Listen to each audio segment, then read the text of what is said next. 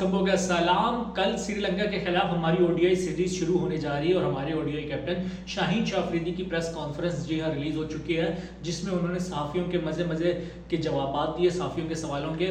तो आज हम इस प्रेस कॉन्फ्रेंस का पोस्टमार्टम करेंगे, देखेंगे शाहीन शाह अफरीदी कप्तान बनने के बाद कितने मैच्योर हुए हैं और उनको कप्तानी की जो एक रिस्पॉन्सिबिलिटी मिली है, क्या वो उनके ऊपर प्रेशर ले रहे हैं या उसको एंजॉय कर रहे हैं। मैं फास्ट बॉलर के कप्तान बनने के हक में नहीं था, क्योंकि फास्ट बॉलर को थोड़ा ब्रेक मिलना चाहिए, थोड़ा रेस्ट ले लेकर अगर वो मैचेस खेले तो ज़्यादा फायदामंद होता है। मगर शाहीन शाह अफरीदी जब कप्तान बन गए तो सारे मैचेस खेलेंगे। 3 मैचेस अभी साउथ अफ्रीका के खिलाफ खेले हैं, 3 दिन के गैप के बाद ही श्रीलंका के खिलाफ सीरीज शुरू होने जा रही है, उसमें भी एक दिन के गैप के बाद ओडीआई है मैच है, वो भी 50 ओवरों वाला। जी हाँ, T20 भी नहीं।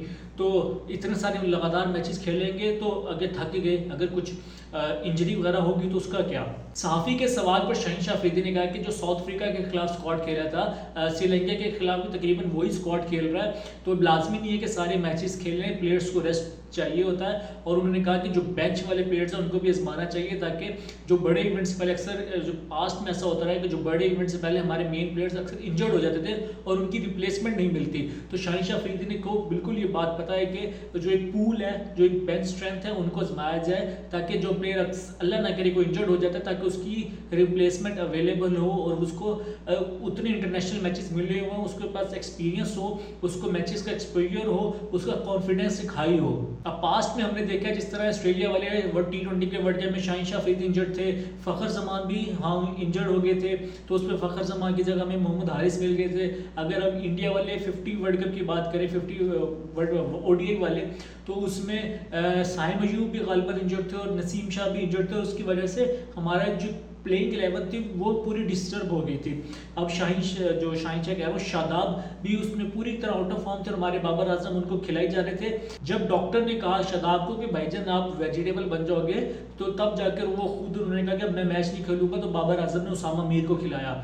जी हाँ, अगर आप कोई साल में है कि 3 से 4 बार अगर आपको कंकशन हो जाती है ना, आपके सर पे गेंदें लगती है या सर पे आपको चोट लगती है, तो आप बीमार हो सकते हो परमानेंटली। मत यानी कि पर आप जिंदा तो होगे मगर आपका दिमाग का एक हिस्सा काम नहीं कर रहा होगा। उसको वेजिटेबल कहते हैं, वेजिटेटिव स्टेट होती है, जिसकी वजह से शायद वेजिटेबल नाम बन गया। तो जब डॉक्टर ने बोल दिया था ना शादाब को, भाईजान आप ये वाला मैच ना खेलो, अगर गलती से गेंद लगी ना सर पे तो आप पक्का गए, तो उसकी वजह से वो ड्रॉप, उसने कहा कि नहीं मैं नहीं खेलता, तो उसामा मीर को खिलाया गया था। तो यही वजह है कि हमारे पास्ट में हमने अपने जो बेंच स्ट्रेंथ वाले प्लेयर्स थे उनको नहीं खिलाया था। तो मगर अब शाहीन शाह अफरीदी ने कह दिया कि अब हम जो हमारे बेंच वाले प्लेयर्स हैं उनको भी मौका मिलना चाहिए।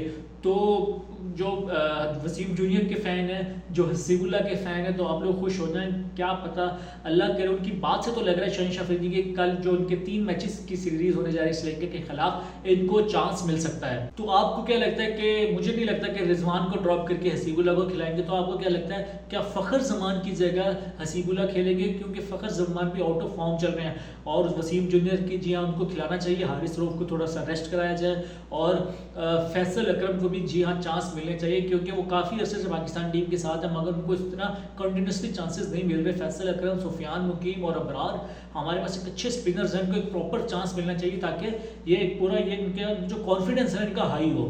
बाकी कप्तान शाहीन शाह अफरीदी ने हसन नवाज को भी ड्रॉप करने की वजह बता दी। जी हाँ, उन्होंने कहा कि हसन नवाज को बेटा हुआ है तो वो फैमिली से दूर थे, तो उनको उनके फैमिली के पास भेजा है और साथ ही साथ थोड़ा सा वो डोमेस्टिक भी खेलें, तो ताकि उनके अंदर कॉन्फिडेंस आए। और मैं बैठा ये सोच रहा था कि भाईजान जब बुमराह के यहाँ बेटी की पैदाइश हुई थी तब तो आप मामू बन के बड़े वो टोकरियाँ लेकर गए थे, मिठाइयाँ लेकर गए थे, पता नहीं क्या था उसके अंदर, पैम्पर थे, पता नहीं क्या थे। हसन नवाज को आप मुबारकबाद दे रहे हैं तो उनको टीम में ड्रॉप करके दे रहे हैं। हसन नवाज से तो पूछ लेते हैं, हाँ भाई तुझे ड्रॉप होना है या फैमिली के पास जाना है, क्या गिफ्ट चाहिए उससे तुझे? वो भी कहता है कि नहीं भाई मुझे पिंडी में लेके जाओ, मैंने वनडे खेलना है। उसको भी ज़बरदस्ती तुझे मुबारकबाद हो बेटा, तेरा बेटा हुआ है, तू जा तो उसको मिल, वो तुझे पापा पापा करके बुला रहा है। हसन नवाज भी मुँह उठा वो अफसरदा सा होकर जा रहा है। वो इस तरह मुबारकबाद दी है जी हाँ टीम से ड्रॉप करके। सलमान अली आकर ने एक वक्त में कहा था कि अगर हसन नवाज, साहिल मयूब और मोहम्मद हारिस अगर मेरी कप्तानी में अगर ये टीम विनर्स नहीं बने तो मेरे लिए फेलियर है।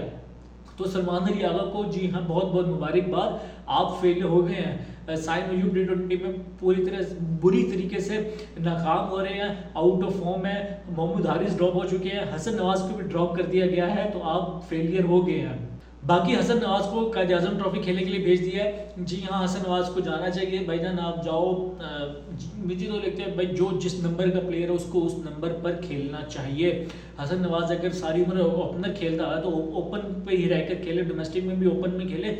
अगर टीम में अगर ओपनिंग 1-2 या 3 नंबर में अगर जगह बनती है तो वहाँ पे आकर सेलेक्ट हो जाए। जिस तरह Saim Ayub out of form है तो आप उसमें आकर खेलो भाई। जो चौथे पांचवें नंबर पे जो टेल एंडर्स हैं कायद आज़म ट्रॉफी में होंगे यार, या पाकिस्तान के डोमेस्टिक सर्किट में प्लेयर्स होंगे जो पावर हिटर्स होंगे, जो एंड वाले नंबरों में खेलते होंगे, उनको उस नंबर पे खिलाना चाहिए रादर देन कि आप ओपनर्स को लाकर वहाँ करें। ये ज्यादती है, ये प्लेयर्स के साथ भी ज्यादती है, ये कौम के साथ भी ज्यादती है, ये क्रिकेट के साथ भी ज्यादती है। बाकी कप्तानी के सवाल पर शाहिन शाह अफरीदी ने कहा कि मेरी रिजवान से बात हुई थी, सबसे पहले मेरी रिजवान से बात हुई थी और उन्होंने कप्तानी छोड़ी तो उसके बाद मुझे मिली।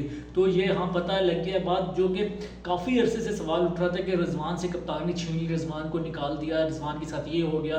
तो शाहिन शाह अफरीदी ने कह दिया कि रिजवान ने, जी हाँ मोहम्मद रिजवान ने कप्तानी छोड़ी तो उसके बाद से मुझे कप्तानी मिली और मेरी उनसे बात भी हुई। तो ये बात अच्छी है। हाँ वैसे रिजवान को कप्तानी से हटाना नहीं चाहिए था, चैंपियंस ट्रॉफी उनकी बहुत ज़्यादा फेलियर रहा, मैं उनको क्रिटिसाइज करूँगा। जिस तरह वो टीम लेकर गए वो टीम बिल्कुल भी सही नहीं बनी थी जो चैंपियंस ट्रॉफी की थी। तो हमें एक और स्पिनर चाहिए था मगर उन्होंने सुफियान वकीम को सिलेक्ट ही नहीं किया था। तो खैर अब रिजवान की कप्तानी छोड़ी गई तो हम क्या बात करें। तो मगर ये जो एक बड़ी पजल थी, जो एक पहली चली हुई थी, तो जी हाँ वो हल हो गई है। शाहिन शाह अफरीदी ने कह दिया है कि रिजवान ने कप्तानी छोड़ी तो उसकी वजह से मुझे कप्तानी मिली। साफी ने सवाल किया कप्तान शाहिन अफरीदी से कि जब आपके पास प्लेइंग 11 में बड़े बड़े प्लेयर्स बैठे हुए हैं, सर बाबर आजम है, रिजवान है, सलमान अली आगा है, तो आप मशवरा किससे लेते हैं जाके अगर आपको ज़रूरत पड़ती है। तो अच्छा सवाल था, इस तरह कोई कन्फ्यूजन वाला सवाल नहीं था, सिंपल समझ आ रही थी। अब जिस तरह विराट कोहली जब कप्तान था उसको कोई मशवरा लेना होता था वो धोनी से लेता था जाके मशवरा, या उसने एक अपना रखा होता था रोहित शर्मा, इनके साथ वो डिस्कस करता था। अब शान मसूद ने कह दिया कि शान मसूद ने कहा जब मुझे मशवरा चाहिए होता है मैच के दौरान तो मैं सलमान अली आगा के पास जाता हूँ, जब मुझे रिव्यू में कन्फ्यूजन होती है मैं उससे पूछता हूँ, वो मुझे कहता है रिव्यू लो तो मैं ले लेता हूँ। भाई जब वो 2007 से जैसे आगा जी खेल रहे हैं तो उनके पास एक्सपीरियंस है, तो रिजवान से पूछा तो कहता मैं तो उस बात को, वो फ़ौरन नहीं ना, वो थोड़े से दब से गए भाई, उनको सीधा कह देते कि ना भाई मैं ये प्लेयर है, ये मेरा वाइस कैप्टन है, मैं इससे मशवरा, फ़ौरन वो डर गए कि नहीं मुझे जब जिससे ज़रूरत पड़ेगी मैं उसके पास चला जाऊँगा। भाई इतना टाइम नहीं होता, आपको जल्दी जल्दी ओवर करवाने पड़ते हैं वरना आप एंड में पेनल्टी बढ़ जाती है, आखिरी 2 ओवर पे फिर आप फंस जाते हो। वनडे में तो शायद ज़्यादा ओवर्स होते हैं, T20 में गालिबन 2 ओवर्स हो जाते हैं। तो शाहिन शाह अफरीदी फ़ौरन घबरा से गया, क्या हो गया, कहते मैं ये ईगो में नहीं लेता कि वो मेरा मैं पहले उनकी कप्तानी में खेलूँ बाबर की या रिजवान की, तो मैं नहीं बिल्कुल घबराता, मैं जिस वक्त भी ज़रूरत पड़ेगी मैं हर किसी के पास चला जाऊँगा।